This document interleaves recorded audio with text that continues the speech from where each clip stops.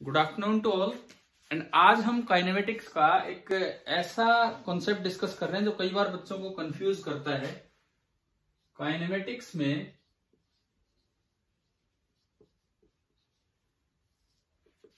हम डिस्कस करेंगे अभी टाइम ऑफ मीटिंग, और ये बहुत ही सिमेट्रिकल सा केस होता है, सिमेट्रिकल पाथ होते हैं और उसमें टाइम ऑफ मीटिंग। बच्चे कई बार इसे रट भी लेते हैं कि हाँ भाई ये होना चाहिए, इस तरह से आंसर आना चाहिए। देखते हैं हम क्या होगा। सपोज मैं पहले सवाल से शुरुआत करूं। क्वेश्चन नंबर 1, ये एक ट्रायंगुलर रास्ता है, ट्रायंगुलर बाउंड्री है, बाहर पाथ है ये लगा लो, और बीच में फील्ड है, बीच में ये रीजन है, ये फील्ड है, और जो बाहर है वो रोड है। ये आपके 3 रोड दिए गए हैं। अच्छा, ये है पार्टिकल नंबर 1, ये है पार्टिकल नंबर 2 एंड ये है पार्टिकल नंबर 3। रोड की लेंथ सपोज L है। रोड की जो लेंथ है, तीनों इक्विलेटरल ट्रायंगल ये है और ये इस तरह का अरेंजमेंट है, इक्विलेटरल ट्रायंगल है और रोड की लेंथ है L। अब आपको यह दिया गया है कि all the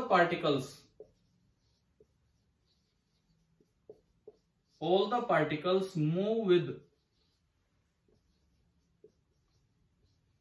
constant speed v। तीनों पार्टिकल्स चलना स्टार्ट करते हैं एक साथ कांस्टेंट स्पीड v से। अब 1 always moves towards 2, 1 always moves towards 2, 2 always moves towards 3 and 3 always moves towards 1। इस तरह का अरेंजमेंट है। 1 जो है हमेशा 2 की तरफ, 2 हमेशा 3 की तरफ और 3 हमेशा 1 की तरफ। इस तरह का आपका अरेंजमेंट है। ठीक है, find first part time of meeting, कब वो सारे मिलेंगे। Second part displacement of each particle, displacement of each particle. Third part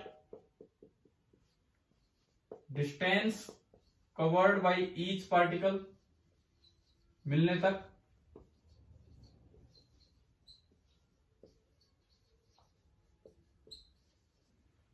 fourth part average velocity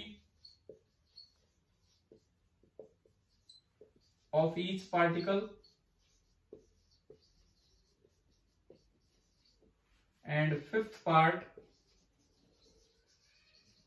average speed of each particle। एक क्वेश्चन हमें काफी कुछ सिखा के जाएगा, तो आप ये नोट भी कीजिए और फिर ये स्टार्ट भी कीजिए।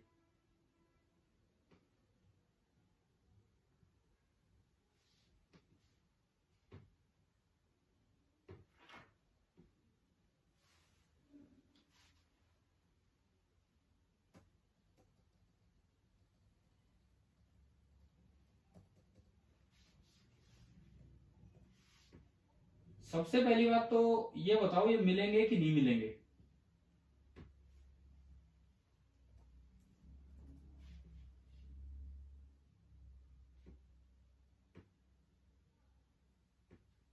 हाँ जी, सबसे पहले तो आप ये मुझे बताएं कि ये मिलेंगे या नहीं मिलेंगे।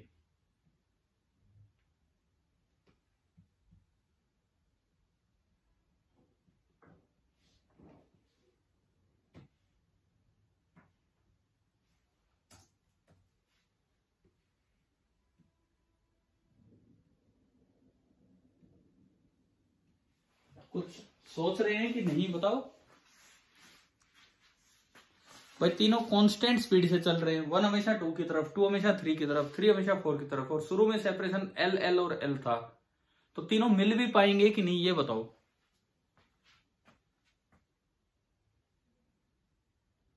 No sir. तो फिर ये 5-5 पार्ट लिख के ये क्या टाइम वेस्ट है फिर। मतलब किसी बच्चे को ऐसा लग पा रहा है कि हाँ ये मिलेंगे, ये बताओ आप किसी भी स्टूडेंट को।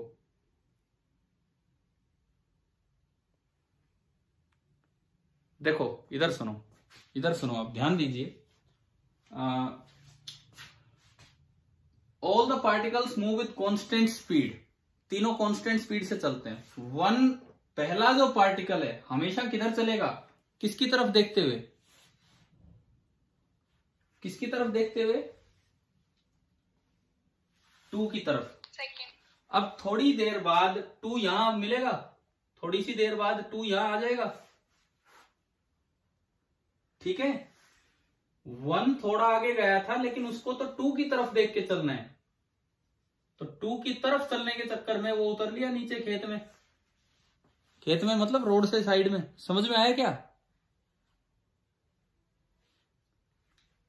ये जो 3 है, जैसे ये थोड़ा सा आगे आएगा, 2 हमेशा किसकी तरफ जा रहा है, 2 हमेशा किसकी तरफ जा रहा है, 3 की तरफ। 3 तो यहां आ गया तो 2 भी उतर लिया भाई, और 3 हमेशा किसकी तरफ जा रहा है, 1 की तरफ, और 1 तो यहां आ गया तो 3 भी उतर लिया। इसका मतलब थोड़ी देर में तीनों नीचे हो लिए रोड से, ठीक है। थोड़ी देर में जो क्वेश्चन की जो जरूरत है उसके हिसाब से थोड़ी देर में तीनों नीचे हो लिए। ये यूं चलेगा, ये यूं चलेगा, और ये यूं चलता रहेगा। तो बताओ मिलेंगे कि नहीं मिलेंगे अब। Yes sir. है ना। इस सवाल में, ये सवाल जब भी पूछा जाए, एक ऑप्शन आ जाता है infinite, time of meeting infinite. Infinite का मतलब है कि कभी नहीं मिलेंगे, और बहुत से या ज्यादातर बच्चे इनफाइनाइट टिक कर जाते हैं कि हाँ भाई वो तो मिलने ही नहीं, जबकि सवाल का मतलब तो कुछ और है। तो ये तीनों के तीनों, तीनों के तीनों, तीनों के तीनों पार्टिकल यहां आके मिलेंगे। दैट इज द सेंट्रोइड, या कोई सा भी सेंटर बोल लो, इक्विलेटरल ट्रायंगल है। सेंट्रोइड पे जाके 1 2 3 तीनों यहां मिल जाएंगे। तो सबसे पहली बात, ये कंफ्यूजन तो दूर हुआ कि ये मिलने थे कि नहीं मिलने थे, है ना। अब आता है कि इनका टाइम ऑफ मीटिंग कैसे निकाले।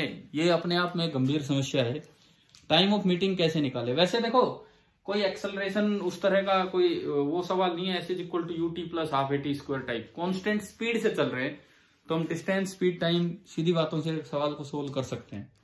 बट फिर भी अब मिलने का टाइम कैसे निकाले यहाँ पे इनका। आपने क्या ये 5 पार्ट नोट कर लिए हो तो मैं जगह बनाऊं यहां मिटा के इसको। हाँ भाई लिख लिया ये 5 पार्ट, ठीक है। मुझे बता देना कौन से पार्ट में क्या पूछा है।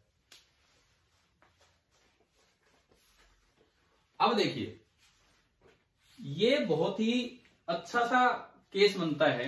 कैसे, शुरू में ये तीनों पार्टिकल एक इक्विलेटरल ट्रायंगल बना के बैठे थे। क्या बाद में भी तीनों पार्टिकल इक्विलेटरल ट्रायंगल ही बनाएंगे। आप किसी भी वक्त देखोगे, आप किसी भी वक्त देखोगे इस तरह के सिमेट्रिकल पाथ में, अगर शुरू में एक इक्विलेटरल ट्रायंगल थी, तो बाद में भी तीनों इस तरह से ही मिलेंगे। ये 1 यहां पहुंच लिया, 2 यहां पहुंच लिया, 3 यहां पहुंच लिया। यानी कि ऐसे किसी भी सवाल में, शुरू में स्क्वायर था तो स्क्वायर बनता चलेगा, हेक्सागन था तो हेक्सागन बनता चलेगा। ऐसे किसी भी सवाल में ये शेप मेंटेन रहेगी, साइज छोटा होता चलेगा। क्या ये बात समझ आ गई है कि ये तीनों जिस भी तरीके से चलेंगे, they will always form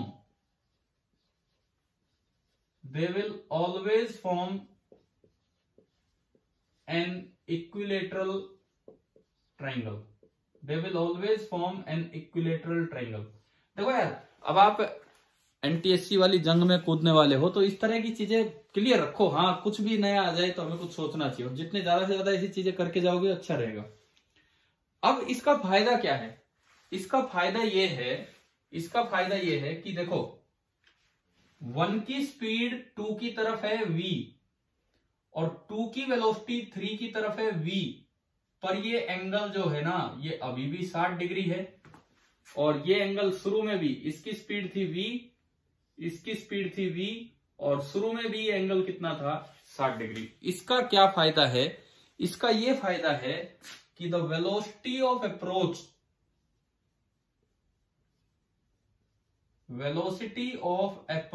of any two particles, एक दूसरे की तरफ जो वेलोसिटी ऑफ अप्रोच है उसका जो मैग्नीट्यूड है ना वो क्या रह जाएगा, बिल्कुल कांस्टेंट। अगर तीनों पार्टिकल सेम स्पीड से चल रहे हैं, और हर वक्त इक्विलेटरल ट्रायंगल वही शेप मेंटेन करके चले तो जो वेलोसिटी ऑफ अप्रोच का मैग्नीट्यूड कांस्टेंट रहेगा। अब एक बात बताएं, क्या हमने काइनेमेटिक्स में वेलोसिटी ऑफ अप्रोच निकालना सीख रखा है कि नहीं? कैसे निकालते हैं velocity of approach? Velocity of approach कैसे निकाल, तो सुनो कैसे निकालते हैं इस तरह की चीजों के लिए। ये कोई एक पार्टिकल है, पार्टिकल नंबर 1, ये कोई भी एक पार्टिकल है, पार्टिकल नंबर 2, ये कहीं भी जा रहा हो v1 से, ये कहीं भी जा रहा हो v2 से। वेलोसिटी ऑफ अप्रोच निकालने का मैं आपको तरीका बता रहा हूं कि क्या होता है। सबसे पहले आप 1 और 2 की लाइन को ज्वाइन कीजिए, सबसे पहले 1 और 2 की लाइन को ज्वाइन कीजिए, ठीक है जी। मान लो इसने एंगल बनाया है θ1 और इसने एंगल बनाया है θ2। छोटा ही मैं लिख रहा हूं लेकिन शायद आप सुन भी रहे हैं, समझ पाएंगे। इस लाइन के अलोंग v1 का कंपोनेंट कर लो। कंपोनेंट करना आता है क्या हमें? जिधर एंगल होता है उधर कोस और दूसरी साइड साइन आता है ना? yes, हाँ, तो इधर तो कंपोनेंट बनेगा v1 cos θ1, दूसरा पड़ा रहने दो कुछ भी बने। ऐसे इसका भी कंपोनेंट कर दो अलोंग द लाइन, वो क्या बनेगा v2 cos θ2, दूसरा पड़ा रहने दो। अब दोनों को पास लाने वाले, दोनों को मिलाने वाली जो वेलोसिटी है वो ये है। मान लो ये 5 मीटर पर सेकंड से इधर जाए, ये 3 मीटर पर सेकंड से इधर आए, तो वेलोसिटी ऑफ अप्रोच कितनी हो जाएगी? एक 5 मीटर पर सेकंड से आ रहा है, एक 3 मीटर पर सेकंड से एक दूसरे की तरफ, तो वेलोसिटी ऑफ अप्रोच 8 होगी या 8। यानी कि आपकी वेलोसिटी ऑफ अप्रोच बनी v1 cos θ1 plus v2 cos θ2। Velocity of approach बनी v1 cos θ1 plus v2 cos θ2। आप बताएं क्या आपको ये कॉन्सेप्ट समझ आ गया? वेलोसिटी ऑफ अप्रोच कैसे निकालते, क्या ये समझ आ गया? ठीक है। अब देखो yes, अब देखो इसमें इनिशियली निकालो वेलोसिटी ऑफ अप्रोच। शुरू में इस डायग्राम से निकालो वेलोसिटी ऑफ अप्रोच, 1 और 2 की निकालो, किन्हीं भी दो की निकालो। 1 और 2, 1 की वेलोसिटी आगे है 2 की तरफ और 2 की वेलोसिटी 60 डिग्री पे है। पहला काम आपने क्या किया, 1 और 2 की लाइन को ज्वाइन किया, कर लिया जी। दूसरा काम, दोनों की वेलोसिटी के कंपोनेंट करने हैं अलोंग द लाइन 1 2। तो ये तो पूरा खुद ही इधर है तो कोई टुकड़ा नहीं, पूरा ही आ गया। और इसका कंपोनेंट कितना आएगा इधर? इसका कंपोनेंट 60 डिग्री पे, cos v cos 60, cos 60 होता है v/2 और ये v और ये v/2। तो बताओ वेलोसिटी ऑफ अप्रोच कितनी हुई? 3v/2। 3v/2 बिल्कुल सही। ये इनिशियली निकाली। आप यहां देख लो, अगर ये इक्विलेटरल ट्रायंगल बनी चले तो आप यहां देख लो, 1 और 2 को आपने ज्वाइन किया, 1 तो इधर v से जा रहा है और 2 का इधर कंपोनेंट कितना v cos 60। तो यहां भी बताओ वेलोसिटी ऑफ अप्रोच कितनी होगी? 3v/2। इसका मतलब ये वैल्यू कांस्टेंट होगी, ये वैल्यू कांस्टेंट होगी। जब भी कभी वेलोसिटी ऑफ अप्रोच का मैग्नीट्यूड कांस्टेंट हो, जैसा कि इस तरह के हर क्वेश्चन में होगा, चाहे ट्रायंगल आ जाए, चाहे स्क्वायर आ जाए, चाहे हेक्सागन आ जाए, चाहे कुछ आ जाए, चाहे कोई भी एन साइडेड रेगुलर पॉलीगन आ जाए, जब भी वेलोसिटी ऑफ अप्रोच कांस्टेंट होती है तो टाइम ऑफ मीटिंग आप डायरेक्ट लिख सकते हैं। ऐसे किसी भी केस में क्या होगी? इनिशियल सेपरेशन किन्हीं भी दो पार्टिकल्स के बीच में अपॉन वेलोसिटी ऑफ अप्रोच। क्योंकि कांस्टेंट जब चीजें होती हैं तो distance is equal to speed into time type, ये फॉर्मूला लग गया। इनिशियल सेपरेशन कितना है 1 और 2 के बीच में, या किन्हीं भी दो पार्टिकल्स के बीच में, इस सवाल में कितना है बताओ? L। Initial separation L। Velocity of approach हर समय है 3v/2। तो बताएं आपकी टाइम ऑफ मीटिंग कितना आ गया? टाइम ऑफ मीटिंग L/3v/2, तो यानी कि टाइम ऑफ मीटिंग आ गया 2L/3v। अब मुझे बताओ, क्या ये कॉन्सेप्ट, चाहे आपने नया सीखा हो चाहे आपका रिवाइज हो, क्या ये कॉन्सेप्ट समझ आया? वेलोसिटी ऑफ अप्रोच क्या होती है और इससे किस तरह से टाइम ऑफ मीटिंग हम निकालते हैं? Yes sir. ठीक है, इसको नोट भी ठीक से कीजिए। अभी हम एक और भी एग्जांपल ले लेंगे, पहले इसके 4-5 पार्ट पूरे करें।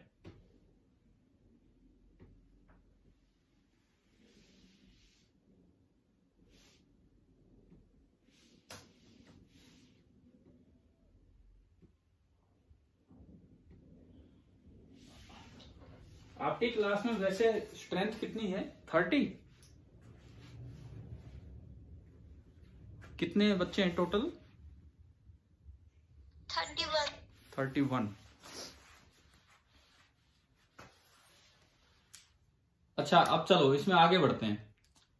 ये हमने निकाला time of meeting. Second question क्या था आपका? सेकंड क्वेश्चन क्या पूछा है? लिखा हो तो आपने 5 पार्ट्स में। सेकंड पार्ट में क्या पूछा है? शायद डिस्प्लेसमेंट लिखवाया होगा मैंने।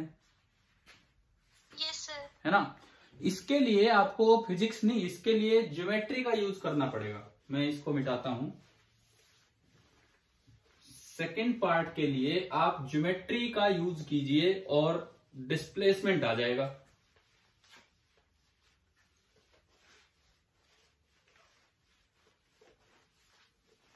कैसे आ जाएगा अब देखते हैं। देखिए,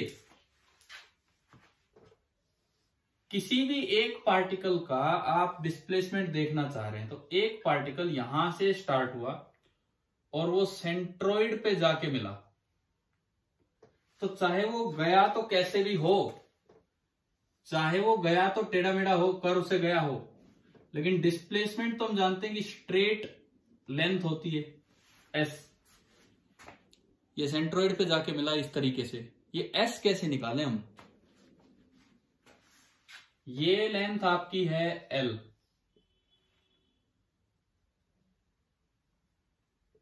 आपको पता होगा इक्विलेटरल ट्रायंगल में यही तो एल्टीट्यूड होगा, यही मीडियन होगा, सब कुछ यही होगा, यही एंगल बाइसेक्टर भी बन जाएगा।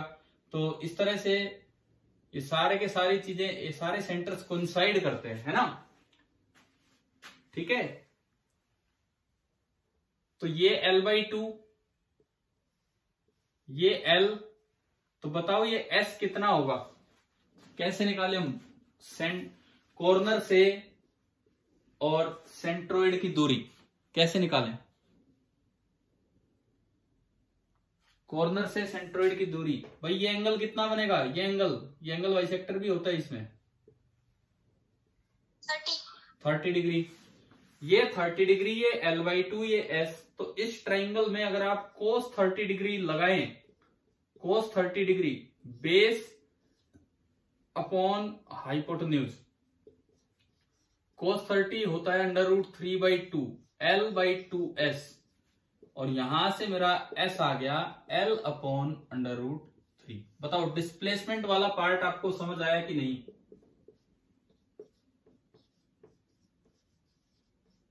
है ना भाई? तो अब मुझे ये बताओ, आप डिस्टेंस कैसे निकालें? ये जो ग्रीन कलर में जो कर्व बनाया था, ये लेंथ कैसे निकालूं मैं?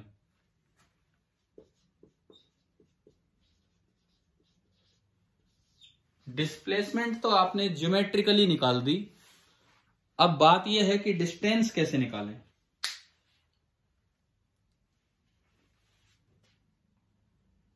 बताओ, कुछ भी दिमाग में आता है तो कि किस तरह से डिस्टेंस निकालना चाहिए?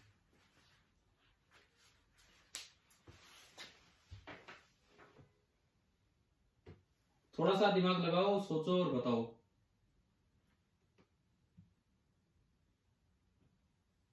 V into time of meeting। हाँ बिल्कुल। बिल्कुल सही, क्योंकि ज्योमेट्रिकली ये कर पाना हमारे लिए बड़ा मुश्किल होगा।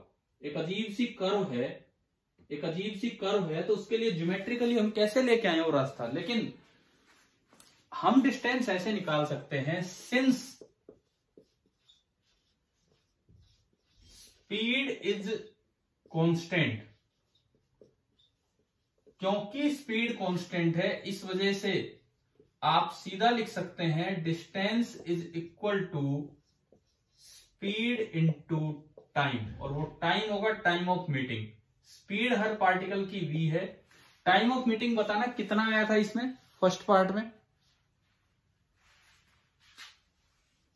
कितना आया था 12/3v, है ना भाई, यही आया था ना फर्स्ट पार्ट में 12/3v। यस v से v गया तो डिस्टेंस आपका निकला 2l/3।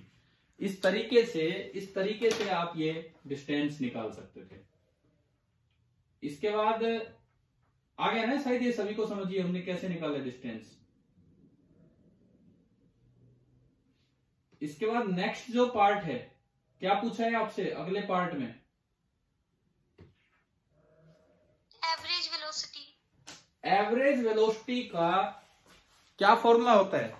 अगर आपको डिस्प्लेसमेंट पता लग जाए, टाइम पता लग जाए। Displacement upon time. हाँ बिल्कुल सही। आपसे फोर्थ पार्ट में पूछा एवरेज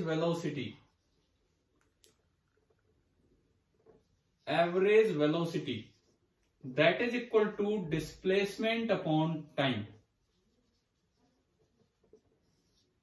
डिस्प्लेसमेंट आपका ये नीचे लिखा ही हुआ है L/√3। डिस्प्लेसमेंट आपका था L/√3, और टाइम जो आपने निकाला था दैट वाज 2l/3v। L से L कटेगा, v ऊपर जाएगा, 3 ऊपर जाएगा, 3 से √3 कटेगा, तो ये आ रहा है √3/2v, है ना भाई, यही आया एवरेज वेलोसिटी। और पांचवें पार्ट में आपसे पूछा गया है average speed that is equal to distance upon time. Distance आपका आया 2l/3 और टाइम आ रहा था 2l/3v।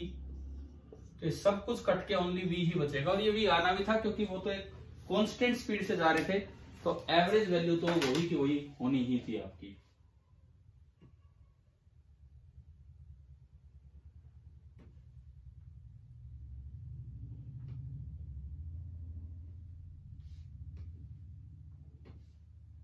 तो भाई बताओ, क्या ये कॉन्सेप्ट आपको समझ आया कि नहीं आया?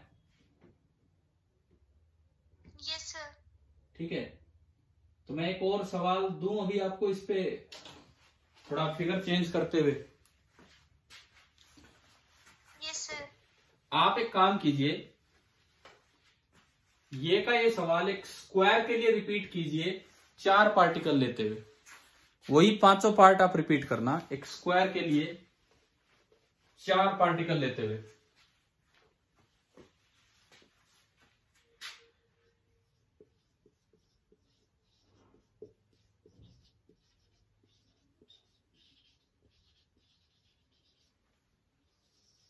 एज लेंथ L ही मान लेना, सेम 5 पार्ट।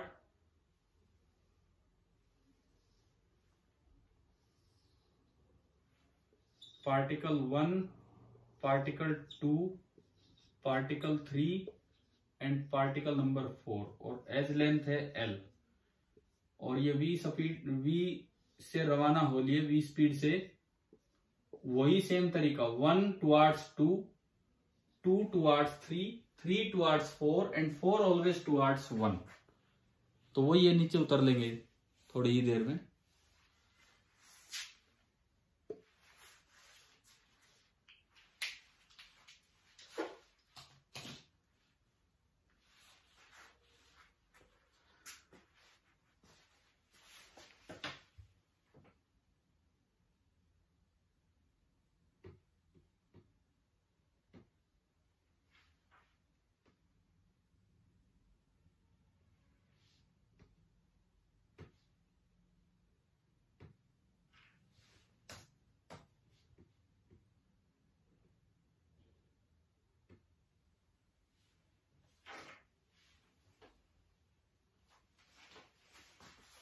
सबसे पहले मुझे बताओ वेलोसिटी ऑफ अप्रोच कितनी है?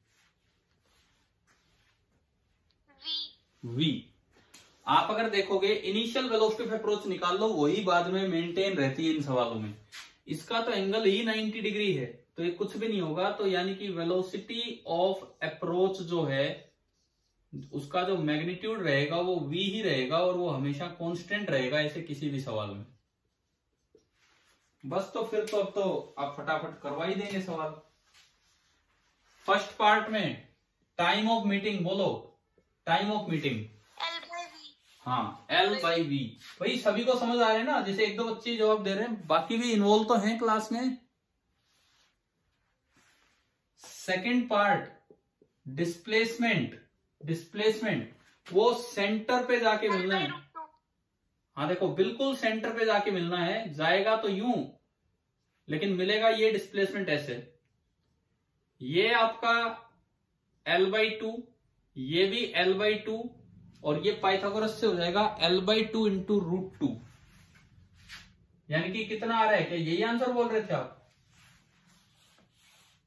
Yes sir. L/2 इंटू √2 यानी कि L/√2। Third part distance, distance में ज्योमेट्री का यूज नहीं करते हम। स्पीड इंटू टाइम कितना आया? L। देखो ये इतनी सी लेंथ L होगी, ये लेंथ पूरी L है, और ये इतनी सी लेंथ भी L होगी, ये इस तरह घूम के जाएगा। फोर्थ पार्ट में पूछा था एवरेज, एवरेज का ये सिंबल होता है average velocity, displacement upon time. शायद ये आ रहा है average velocity v/√2। Fifth part average speed, distance, हाँ डिस्टेंस L अपॉन टाइम। ये हमेशा v आएगा एवरेज स्पीड, क्योंकि वो कांस्टेंट स्पीड से चलता रहा। ठीक है, ये आपके फटाफट आपके 5 पार्ट आपने कर दिए। फिर तो इसका मतलब तो यार आप सीख रहे हैं इस चीज को अच्छे से।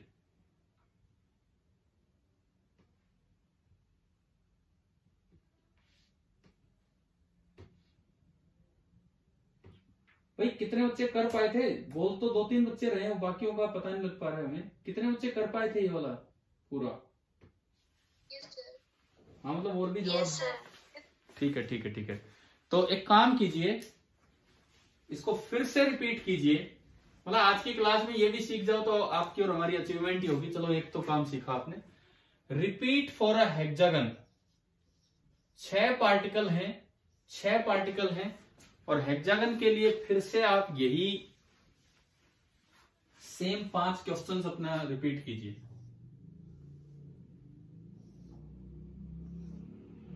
एक रेगुलर हेक्सागन है, एज लेंथ है L, 1, 2, particle 3, particle 4, particle 5, particle 6, and सभी एक दूसरे की तरफ देखते हुए इस तरह से v स्पीड से चल पड़े, और ये तुरंत ही नीचे उतर लेंगे, क्योंकि इनका ध्यान रोड पे नहीं अगले की तरफ है।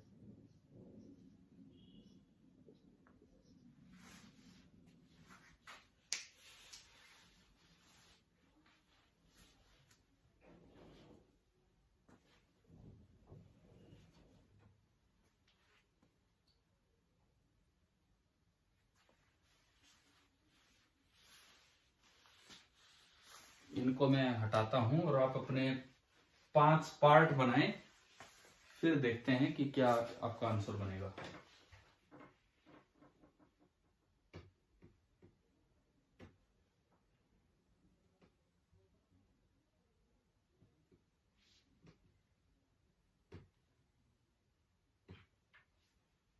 Yes sir. 5 हो गए? Yes sir. चलो तो सबसे पहले मुझे बताओ वेलोसिटी ऑफ अप्रोच कितनी है? 3v/2। अब यहीं से गलती होगी है, देखिए ये पार्टिकल नंबर 1 है, ये पार्टिकल नंबर 2 है। 1 की वेलोसिटी तो इधर ही है, लेकिन 2 की वेलोसिटी तो आगे की तरफ है, आगे की तरफ। क्या आप ये जानते हो कि एक्सटीरियर एंगल सारे 60 डिग्री के होते हैं? Yes sir. हेक्सागन में 6 बार 60-60-60 बनेंगे तभी तो ये मुड़ेगा वापस, है ना। अब ये एंगल आपका 60 डिग्री है, तो इस लाइन के अलोंग जो ये इसका कंपोनेंट आएगा, इसका कंपोनेंट बनेगा v cos 60 डिग्री, यानी कि v/2। अब एक बात बताओ, ये आगे जा रहा है v से, ये दूर भाग रहा है v/2 से, तो वेलोसिटी ऑफ अप्रोच कितनी है? Velocity of approach, v/2। हाँ, v/2। पीछे वाला मान लो 6 मीटर पर सेकंड से आ रहा है, अगला 3 से आगे ही जा रहा है, तो ये तो अप्रोच तो 6 - 3 3 से ही कर पाए ना। इसका मतलब जो वेलोसिटी ऑफ अप्रोच होगी वो बनेगी v - v/2, है ना भाई, ठीक है। वेलोसिटी ऑफ अप्रोच बनेगी v - v/2, यानी कि v/2। अब कर दो फटाफट first part, time of meeting L/v/2, 2L/v। Second part displacement, geometry पे आओ, ज्योमेट्री, ये सेंटर पे जाके मिलेंगे। हाँ, आपको पता होगा ना हेक्सागन में ये इक्विलेटरल ट्रायंगल बनती है सारी की सारी अंदर, ठीक है। एस हो गया L। थर्ड पार्ट डिस्टेंस कितना? 2L। Speed into time of meeting, यानी कि आ गया 2L। Fourth part average velocity, displacement upon time, displacement L है और टाइम है 2L/v, तो कितनी आई एवरेज वेलोसिटी? v/2, है ना भाई। और लास्ट पार्ट एवरेज स्पीड आप करके देख लो, वो तो लास्ट में अपने आप बचेगी ही केवल और केवल v, वो तो केवल v बचनी है। फिर भी आप अपनी तरफ से एक बार कंप्लीट करके देख लीजिए, डिस्टेंस अपॉन टाइम करके।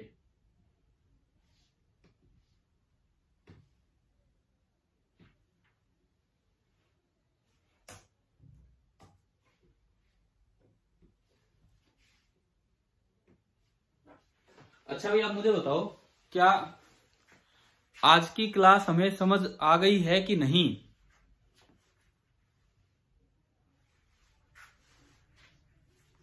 हाँ जी बच्चों, बीच में डिस्कनेक्ट हो जाता है। बताओ, लास्ट मिनट है, क्या आज की क्लास समझ आई कि नहीं, ये बताओ। Yes sir. है ना। चलो, एक कॉन्सेप्ट भी हमने सीखा, बहुत है, आगे कल बढ़ते हैं। मैं शाम को एक टेस्ट अगर आपके लिए दूं आज गूगल फॉर्म पे, तो अटेम्प्ट करेंगे काइनेमेटिक्स का? Yes sir. ठीक है, आज देता हूं। आज पहले आप अपने यूटी वगैरह दे लीजिए, उसके बाद जितना आपको जब भी अटेम्प्ट करना हो आप करना, और उसमें मेल आईडी वगैरह सही लिखना आप, ठीक है। Thank you.